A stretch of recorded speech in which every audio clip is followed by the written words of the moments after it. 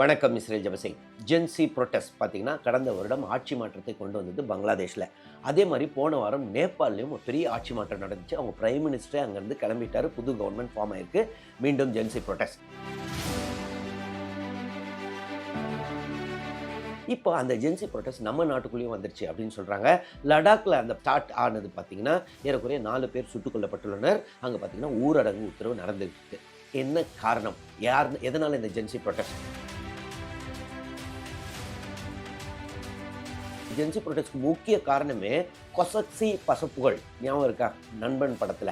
So அவர் தான் காரணம் அப்படின்னு நம்ம கவர்மெண்ட் ஆஃப் இந்தியா பிளேம் பண்ணுது. என்னதான் பிரச்சனை ஓடிக்கிட்டு இருக்கு லடாக்ல, ஏன் இப்போ ஊரடங்கு உத்தரவு போய்கிட்டு இருக்கு, இதை பற்றிலாம் இந்த வீடியோவில் நம்ம பார்ப்போம்.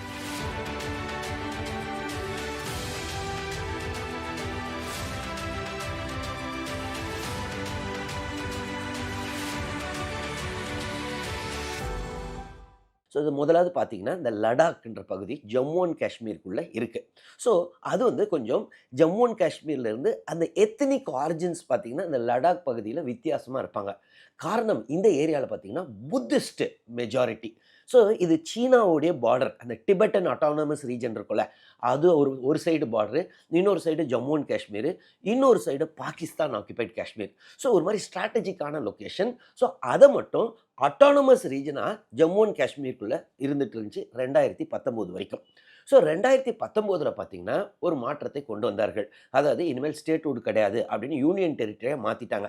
அப்போது ஜம்மு அண்ட் காஷ்மீர் ஒரு யூனியன் டெரிட்டரி, லடாக்கை ஒரு தனி யூனியன் டெரிட்டரியாக மாற்றுறாங்க. ஸோ அப்போ பார்த்தீங்கன்னா லடாக் மக்கள்லாம் பயங்கரமாக வரவேற்றார்கள். ஏன்னா எங்களுக்கு தனி இது வேணும்னு. இதிலே ஒரு 2 பகுதிகள் இருக்குது இந்த லடாக்லேயே. ஒன்று பார்த்தீங்கன்னா லே, இன்னொன்று வந்துட்டு கார்கில். இந்த கார்கில் பகுதி பார்த்தீங்கன்னா முஸ்லீம் மெஜாரிட்டி. ஸோ அந்த பகுதி என்ன சொல்லுவாங்கன்னா ஜம்மு அண்ட் காஷ்மீர் அந்த ஸ்டேட்டோட மர்ஜ் ஆகணுன்றது அவங்க கோரிக்கை. ஆனால் இந்த சைடு லே வந்து புத்திஸ்ட் மக்கள். ஸோ அவங்க வந்துட்டு இது அட்டானமஸ் ரீஜன் இல்லை தனி ஸ்டேட்ஹுட் ஆகணும் அப்படின்றது இவங்க கோரிக்கை. ஸோ இந்த மாதிரி போய்கிட்டு இருந்துச்சு. 2019 தனி யூனியன் டெரிட்டரி, மக்களுக்கெல்லாம் பயங்கர சந்தோஷம். அதற்கு அப்புறம் தான் பிரச்சனை ஆரம்பிக்குது.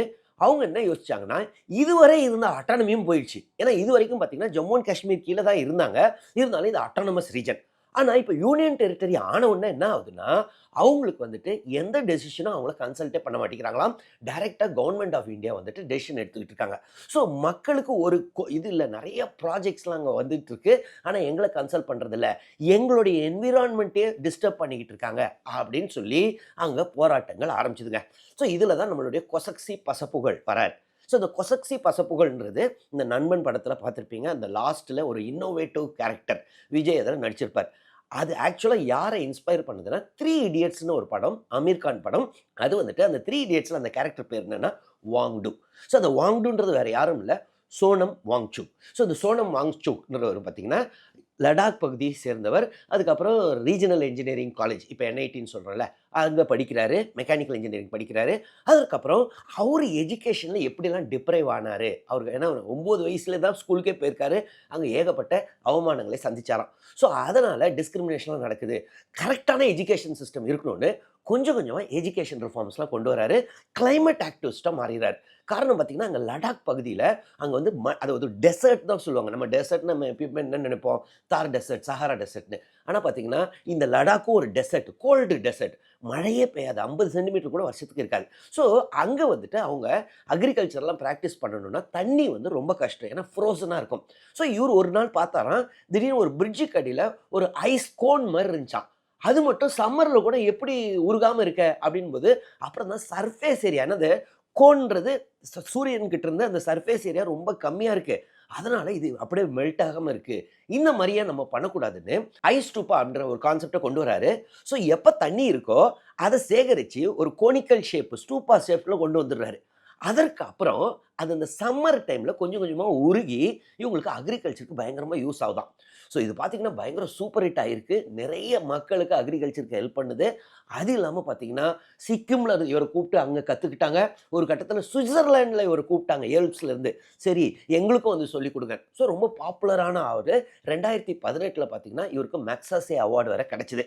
அது இல்லாமல் இப்போ நம்மளுடைய சோல்ஜர்ஸ்லாம் அங்கே குளூரில், கார்கில் அந்த ஏரியாலலாம் கஷ்டப்படுறாங்களே, அவங்களுக்காக சோலார் டென்ட்டு, இந்த மாதிரி வித்தியாசமா அந்த கொசக்சி பசப்புகள் அந்த கேரக்டர் மாரியே இவர் பண்ணது. அதனால தான் இவருடைய இன்ஸ்பிரேஷன் வச்சு தான் அந்த 3 இடியட்ஸ் படம். ஸோ இந்த சூழல்ல பார்த்தீங்கன்னா, அவர் கொஞ்சம் கொஞ்சமா என்விரான்மென்ட்ட இவங்க டேமேஜ் பண்றாங்க. ஏன்னா முன்னமாவது ஒரு எங்கள கன்சல்ட் பண்ணி தான் 2019க்கு முன்னாடி எங்கள கன்சல்ட் பண்ணி தான் எந்த சேஞ்ச், எந்த ப்ராஜெக்ட்னாலும் இருக்கும். இப்ப மக்கள கன்சல்ட்டே பண்றதில்ல. எங்களுக்கு 6த் ஷெட்யூல் கான்ஸ்டிடியூஷனல் புரொடெக்ஷன் வேணும் அப்படின்னு ஆரம்பிச்சாங்க. ஸோ 6 ஷெட்யூல்னா இந்த ட்ரைபல் அட்டானமஸ் ரீஜன் இங்க நெறைய ட்ரைப்ஸ் இருக்காங்கல்ல. ஸோ இந்த ட்ரைப்ஸ்லலாம் அவங்க கன்சல்டேஷன் இல்லாம, அவங்களுடைய கன்சென்ட் இல்லாம எதுவுமே பண்ணக்கூடாது. இவங்க இப்போ பார்த்தீங்கன்னா, மினரல்ஸ எடுக்கிறோம்னு சொல்லி என்விரான்மென்ட்ட டேமேஜ் பண்றாங்க. நாங்க ஈக்காலஜிக்கலி சென்சிட்டிவ் ஏரியால இருக்கோம். நாங்க தான் கஷ்டப்படுவோம் அப்படின்னு சொல்லி ஆரம்பிக்கிறாரு. அதற்காக நடைப்பயணம் பண்ணாரு. எங்க காஷ்மீர்ல இருந்து இதுவரைக்கும் டெல்லி வரைக்கும் வந்தாரு. அவர கடைசில அரெஸ்ட் பண்ணாங்க. ஸோ அப்பப்போ பார்த்தீங்கன்னா, அவர் உண்ணாவிரத போராட்டம்லாம் இருப்பாரு. 21 நாள் உண்ணாவிரத போராட்டம் இருந்தாரு. ஸோ ஒரு நல்ல கிளைமேட் ஆக்டிவிஸ்ட்டு, எஜுகேஷனிஸ்ட்டு. ஸோ இப்படிப்பட்டவர் பார்த்தீங்கன்னா, இந்த செப்டம்பர் 5ஆம் தேதியிலிருந்து ஒரு புரொட்டஸ்ட்டா ஆரம்பிக்கிறாரு. உண்ணாவிரத போராட்டம். என்னன்னா, எங்களுக்கு ஸ்டேட்ஹுட் குடுங்க. எங்கள ஸ்டேட் ஆக்குங்க. எங்களுக்கு புரொடெக்ஷன் குடுங்க. இல்லன்னா எங்களுடைய ஏரியாலாம் ஃப்ரெஜைல் ஏரியா. ரொம்ப மோசமான ஏரியா. என்விரான்மென்டல் டேமேஜ் கொண்டு வராங்க. எங்கள கன்சல்ட்டே பண்றதில்ல அப்படின்னு போராட்டத்த ஆரம்பிக்கிறாருங்க. அது போய்க்கிட்டே இருக்கு.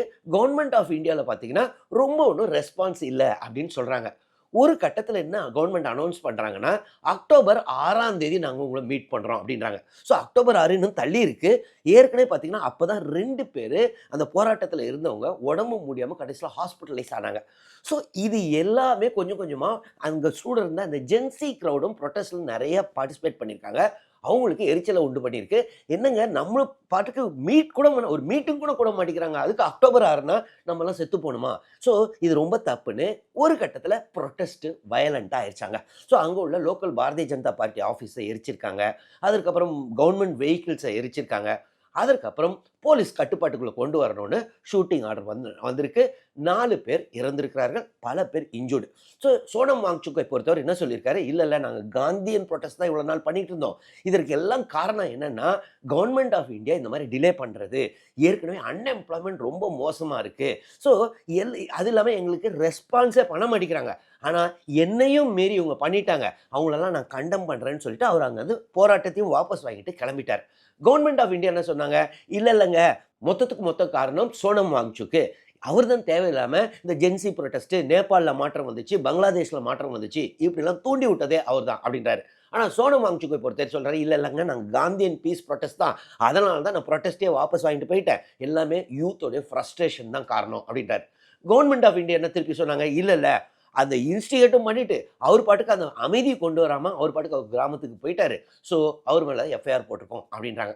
ஸோ இந்த பிரச்சனை பார்த்தீங்கன்னா, அழகா ஹேண்டில் பண்ண வேண்டிய பிரச்சனை ஒரு கட்டத்தில கண்ட்ரோல மீறி போயிருச்சு. என்னை பொறுத்தவரை கவர்ன்மெண்ட் ஆஃப் இந்தியா இத சரியா ஹேண்டில் பண்ணல. ஸ்டேட்ஹுட் குடுக்குறாங்க, குடுக்கல அது வேற.